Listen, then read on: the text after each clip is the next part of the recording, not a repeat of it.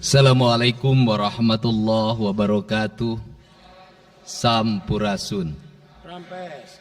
Yang saya hormati Ketua DPRD Provinsi Jawa Barat yang mulia Bapak Buki Wibawa, para wakil ketua Bapak Iwan Suryawan, ini tokoh politisi yang begitu kalem saat ada interupsi. Bapak MK Iswara, ini politisi yang tampan selamanya tapi tidak pernah nakal. Dan tokoh spektakuler kita yang sangat populer di antara politisi DPRD Provinsi Jawa Barat, Bapak Ono Surono. Saya sudah tahu Pak Ono kontrak-kontrak medianya sudah banyak nanti ke depan.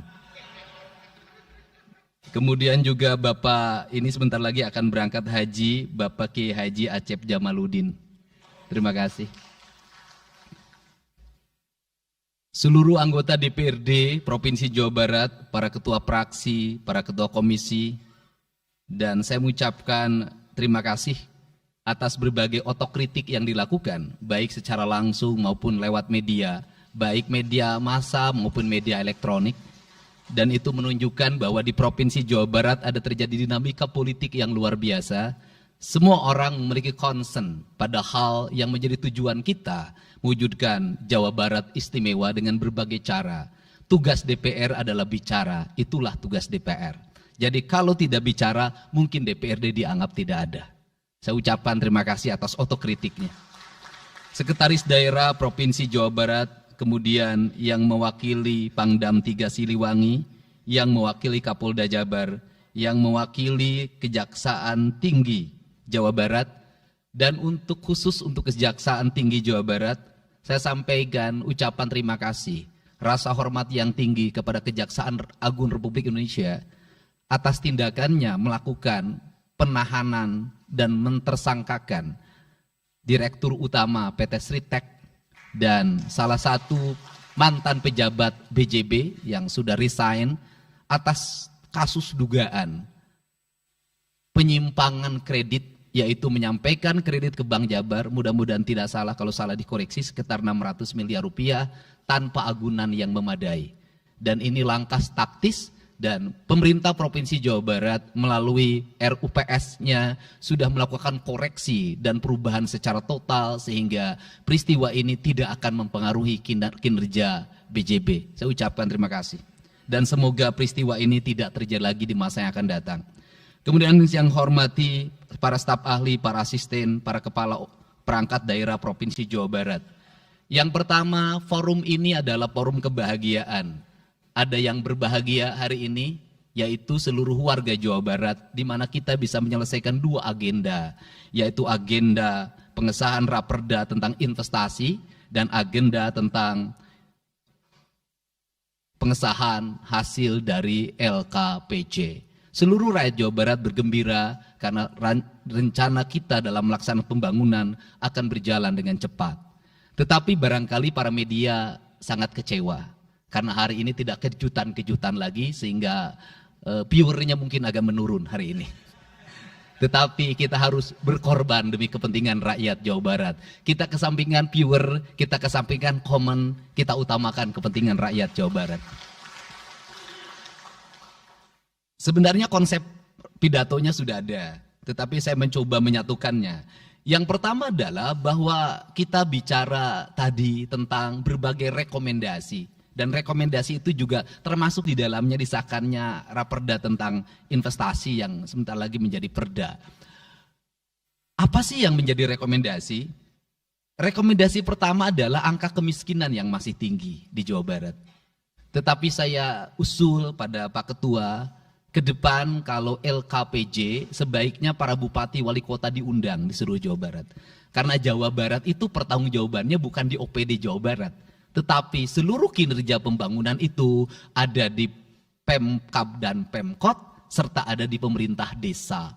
Jawa Barat tidak memiliki rakyat yang terkelola secara langsung karena seluruh pengelolaannya ada di pemerintah kabupaten kota dan pemerintahan desa. Dan saya mohon nanti dipaparkan kemiskinan yang paling tinggi dalam perspektif BPS, dalam perspektif LKPJ dan analisisnya itu di kabupaten mana, bila perlu sampai di desa mana.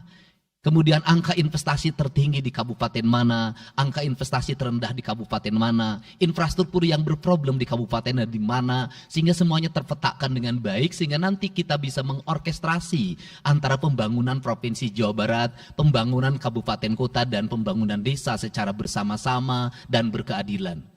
Kemudian yang kedua, bahwa investasi ini menjadi aspek yang utama dalam kinerja pembangunan Provinsi Jawa Barat hari ini. Kenapa? Karena satu, angka kemiskinan kita masih tinggi. Kemudian angka kemiskinan yang tinggi di Indonesia sebenarnya juga dipengaruhi oleh jumlah penduduk yang tinggi. Sehingga persentase kecil menurut Jawa Barat, tetapi menurut nasional menjadi besar.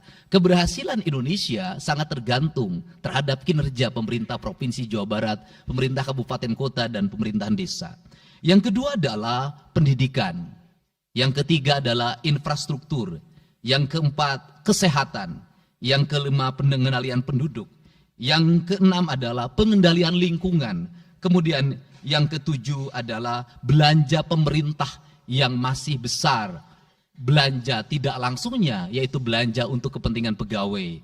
Yang kedelapan adalah pengelolaan aset. Seluruh rangkaian yang menjadi rekomendasi ini adalah tugas kami untuk meneruskan rekomendasinya. Tetapi yakinlah bahwa apa yang kami lakukan selama ini, langkah-langkah yang seringkali kontroversi, langkah-langkah yang seringkali dianggap one man show, langkah-langkah yang seringkali dianggap terlalu sendiri dan terlalu konten, sesungguhnya adalah langkah-langkah menyelesaikan ini semua. Saya memberikan contoh, kalau saya melakukan operasi terhadap penutupan galian C, penutupan areal-areal pelanggaran terhadap lingkungan, kalau saya mengkoordinasikan terlebih dahulu dengan jajaran saya, bisa jadi operasi saya gagal. Kenapa? Karena begitu rapat, besoknya penambangnya sudah tahu apa yang akan kami lakukan. Sehingga kejutan-kejutan itu dilakukan untuk memberikan efek kejut. Dari efek kejut itu melahirkan viral. Dari viral itu melahirkan atensi. Yang pada akhirnya hari ini Jawa Barat seluruh penambangan liar bisa diselesaikan secara hukum dan Kapolda memberi atensi yang sangat tinggi. Hari ini Jaksa Agung memberikan perintah kepada Kejaksaan Tinggi untuk melakukan proses pidana bagi siapapun yang melakukan pelanggaran lingkungan dan memberikan kerugian bagi kepentingan masyarakat. Yang kedua, saya sampaikan juga mengenai bagaimana melakukan penanganan terhadap berbagai problem lingkungan yang terjadi. Nilai tukar petani yang menurun, kemudian musibah bencana alam yang tidak berhenti. Perlu kami sampaikan bahwa Gubernur Jawa Barat sudah mengeluarkan peraturan gubernur yang melarang alih fungsi lahan, yaitu larangan alih fungsi hutan, larangan alih fungsi areal perkebunan, larangan alih fungsi sumber-sumber pengairan, larangan air fungsi dari airan sungai, dan larangan alih fungsi pesawahan. Yang itu harus segera ditindaklanjuti oleh kabupaten kota dengan melakukan evaluasi tata ruang secara menyeluruh. Karena inilah jalan yang terbaik apabila kita ingin melakukan perubahan lingkungan di Jawa Barat. Kemudian, masih bicara kemiskinan hubungannya dengan pendidikan. Saya sampaikan bahwa problem kita saat ini, saat pemerintah menggratiskan sekolah sampai SMA, swasta masih bayar. Maka gratis itu tidak punya makna. Saya tadi di jalan itu bertemu dengan orangnya menangis di depan saya karena seragamnya tidak bisa terbayar. Saya katakan harga seragam berapa? 1,5 juta. Saya balik, jajan anak ibu berapa? Sehari 20.000. Apa sih yang terjadi? Yang harus diperbaiki bukan hanya pemerintah, tapi juga masyarakat harus diperbaiki. Apa yang harus diperbaiki? Ke sekolahnya harus selalu gratis, tapi biaya konsumsi anaknya selalu diikuti. Apa artinya gratis? Kalau bekal ke sekolah 50.000 per hari. Negara mengeluarkan biaya, tapi orang tua mengeluarkan biaya. Maka kami sudah mengeluarkan surat edaran. Yang surat edaran itu sesungguhnya sebagai upaya sistematik dan menyeluruh sampai tingkat pendidikan dasar, walaupun itu bukan kewenangan gubernur. Tetapi dari sisi surat edaran gubernur bisa dijadikan landasan bagi para bupati dan wali kota membuat surat edaran yang sama. Apa sesungguhnya yang menjadi alam pikiran saya? Alam pikiran saya, kemiskinan terjadi bukan hanya pada persoalan menurunnya pendapatan, tetapi kemiskinan terjadi yang paling besar adalah karena meningkatnya biaya hidup. Biaya hidup yang tinggi misalnya di sekolah, biaya studi tour, biaya perpisahan, biaya outing kelas, dan berbagai biaya wisudaan, itu adalah biaya yang tinggi dalam pendidikan. Untuk itu apa yang dilakukan oleh orang tua ketika membelanjakan untuk kepentingan itu? Mereka pinjam bank emok, mereka pinjam bank keliling, mereka pinjam bank pinjol, mereka pinjam NBK, dan mereka pinjam bank Pancasila. Menghentikan ini sesungguhnya, saya lagi menghentikan mereka tradisi meminjam uang dalam keadaan terdesak pada para rentenir. Dan ini strategi untuk menurunkan kemiskinan. Kemudian yang berikutnya adalah perhatian ketika rakyat sakit. Maka pemerintah harus cepat hadir menangani. Kenapa? Karena orang bisa jatuh miskin ke dalam jurang yang lebih dalam. Manakala dia sakit tidak ada yang mengobati, BPJS-nya tidak mampu mengcover, biaya untuk ngontrak selama dirawat di Hasan Sadikin tidak punya, biaya untuk makan untuk keseharian tidak ada, sedangkan tulang punggungnya berhenti karena sakit. Ini juga menyebabkan kemiskinan. Kemudian yang berikutnya, kemiskinan terjadi karena rusaknya sumber daya alam, air yang hilang, sumber penghidupan yang hilang, sumber energi yang hilang, sumber protein yang hilang, sumber kalori yang hilang di lingkungan berupa kerusakan lingkungan, itu akan melahirkan kemiskinan. Maka alam yang tertata sesungguhnya adalah bagian dari upaya untuk menjaga kemiskinan. Kemudian yang berikutnya adalah belanja infrastruktur yang harus meningkat, dan itu di belanja sekarang kita sudah melihat. Itu adalah bagian dari menyelesaikan problem kemiskinan. Konektivitas infrastruktur sangat penting dalam menumbuhkan ekonomi, tetapi di balik itu kebudayaan rakyat tidak boleh diberubah. Kenapa? Infrastruktur baik bisa jadi tanahnya dijual karena mahal, pada akhirnya menjadi miskin kembali. Infrastruktur harus seiring dan sejalan dengan kerangka berpikir publik yang mengerti akan hak atas tanah. Kemudian yang berikutnya adalah pengendalian penduduk. Booming penduduk di Jawa Barat relatif besar. Untuk itu harus dibuat berbagai upaya untuk menyelesaikan problem kependudukan. Saya berkali-kali bercerita bagaimana di Majalengka saya bertemu dengan sebuah keluarga yang tinggal di kontrakan, yang ayah dan ibunya tidur ketika jam 11 siang dan anak-anaknya berjualan di alun-alun. Jumlah anaknya 11, dan ketika saya berkunjung ke tempat kontrakannya sudah hamil lagi yang ke-12. Ini problem. Dan itu saya kemudian di Cirebon, saya berkunjung pada sebuah rumah yang listriknya baru dinyalakan lewat program Provinsi Jawa Barat. Rumahnya itu ternyata anaknya sudah 4. Padahal dia baru saja menyelesaikan rumah dari pinjaman senilai 25 juta. Dan itu pun belum selesai dan rumahnya 1 kamar. Ketika keluar dari rumah itu saya bertemu dengan seorang bapak yang meminta kepada saya untuk ber-KB. Anaknya sudah 7. Dia tak mau lagi untuk anak yang ke-8. Saya katakan bahwa jumlah anak sangat identik dengan problem kemiskinan. Betul, kemiskinan tidak akan bisa diselesaikan dengan hanya mengatur kelahiran, tetapi setidaknya pengaturan kelahiran adalah bagian dari untuk menekan angka kemiskinan. Dan yang terakhir adalah dari seluruh rangkaian ini adalah belanja pemerintah harus menjadi stimulus sebagai kepentingan masyarakat. Maka jumlah-jumlah proyek harus terus segera digulirkan, digelontorkan menjadi kegiatan publik sehingga banyak orang yang kuli, banyak orang yang nyapu, banyak toko-toko yang buka, semen terjual, besi terbeli, dan kemudian regulasi ekonomi berjalan. Warung-warung bisa menjadi tempat para kuli siang hari makan siang. Dan ini adalah bagian dari strategi stimulus ekonomi yang digulirkan oleh pemerintah, itu memiliki sumbangsi terhadap 12% pertumbuhan. Dan yang terakhir adalah investasi. Investasi itu modalnya ada 3. Yang pertama adalah konektivitas infrastruktur, ketersediaan jaringan air bersih. Kita jujur hari ini saya sampaikan ke DPRD, banyak perusahaan-perusahaan yang masih menggunakan air bawah tanah tapi tidak berizin. Bayar pajak tidak, jalan terus. Karena kalau dihentikan mereka pabriknya berhenti. Setelah itu apa? Mereka menjadi objek pemerasan beberapa pihak dalam setiap bulan karena dianggap melanggar perda. Tetapi kalau juga mereka dihentikan, maka pabrik itu berhenti. Dilema itu harus segera diselesaikan. Caranya bagaimana? Caranya adalah pemerintah provinsi melalui Bapeda hari ini harus segera merancang daerah-daerah yang menjadi kawasan industri harus dibangun fasilitas infrastruktur jaringan air bersih dalam bentuk investasi pemerintah sehingga nanti dikoreksikan dengan PAM-PAM atau PDAM di setiap kabupaten kota secara terkoneksi. Dan ini jalan bagi kita menyelamatkan lingkungan dan menorong pertumbuhan PDAM di setiap kabupaten kota. Karena apa? Karena angka pembayaran yang dilakukan oleh industri jauh lebih baik dibanding angka rumah tangga dan angka-angka layanan sosial lainnya. Itu yang pertama. Yang kedua adalah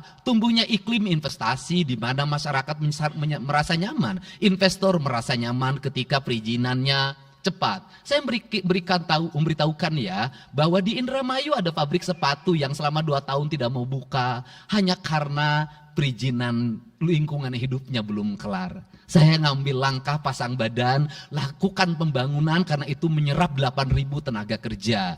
Kemudian di Cirebon juga seperti itu, banyak perizinan yang menggantung bertahun-tahun. Hari ini saya janjikan dalam 1 bulan ini seluruh perizinan di Jawa Barat tuntas dan selesai.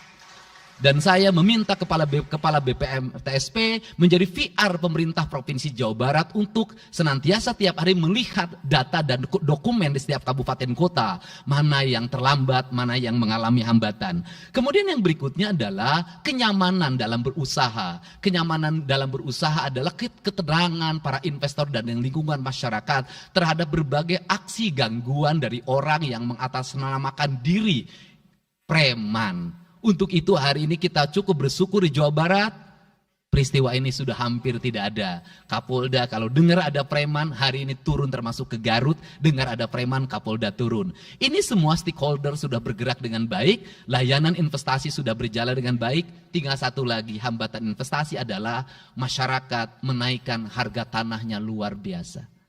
Kasus BYD, kenapa mengalami hambatan sekitar 20 hektar, masih belum terbebaskan. Karena rakyatnya hari ini meminta 3 juta rupiah per meter. Padahal di situ dulu 150.000, itu pun jarang yang beli. Ini problem kita. Apa peran gubernur saya sampaikan? Peran gubernur bukan hanya mendorong bagaimana investasi berjalan melalui mekanisme administratif. Saya sampai turun untuk mijitin orang yang jual agar mau jual. Dan sudah ada beberapa yang berhasil saya rayu, saya dekati dengan harga. Itu pun tidak terlalu rendah, harganya 1,1 juta. Itu sudah paling murah. Ini yang terjadi di Jawa Barat hari ini. Tidak mudah mengelola sebuah wilayah yang begitu luas, tidak mudah mengelola sebuah daerah yang kabupaten kotanya sudah otonom, diperlukan pendekatan-pendekatan seorang ayah pada anak-anaknya. Sehingga hari ini saya di Provinsi Jawa Barat, saya tidak memposisikan gubernur, saya kadang memposisikan menjadi ketua RT, saya kadang memposisikan menjadi ketua RW, saya kadang memposisikan menjadi kepala desa. Kenapa? Karena warga ini perlu disentuh dengan pendekatan pendekatan emosional yang kebapaan, bukan pendekatan struktural. Untuk itu saya yakin bahwa forum ini adalah forum kebahagiaan bagi kita semua. Kita sudah bisa menyelesaikan 2 agenda besar, semoga ini menjadi kado terindah bagi masyarakat Jawa Barat. Insya Allah kami akan menjalankan pemerintahan dengan baik. Apa yang kami susun, apa yang kami rancang, dan apa yang kami kerjakan adalah semuanya kami dedikasikan untuk kepentingan masyarakat Jawa Barat. Yang terakhir kami sampaikan juga bahwa kami kemarin sudah melapas 273 anak-anak yang mengikuti pendidikan di Dodi Krindam 3 Siliwangi. Hasilnya bisa dilihat secara terbuka di berbagai tayangan. Air mata tidak akan bisa membohongi kejujuran rakyat dan anak-anak itu. Dan saya sampaikan, hari ini ada 13 orang anak yang tinggal di rumah dinas gubernur. Pada saat yang lain orang tuanya datang menjemputnya, dia menangis. tak ada satupun orang tuanya yang datang. Seorang menjadi anak yang terbuang. Dan akhirnya saya memutuskan mereka untuk sekolah di Bandung dan tinggal bersama Gubernur Jawa Barat.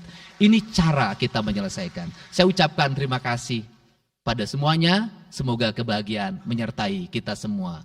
Dan saya yakin setelah kegiatan ini kita akan walkout secara bersama-sama. Wallahu muwaffiq ila aqwamit thoriq. Assalamualaikum warahmatullahi wabarakatuh. Sampurasun. Sekali merdeka tetap walk out secara bersama-sama.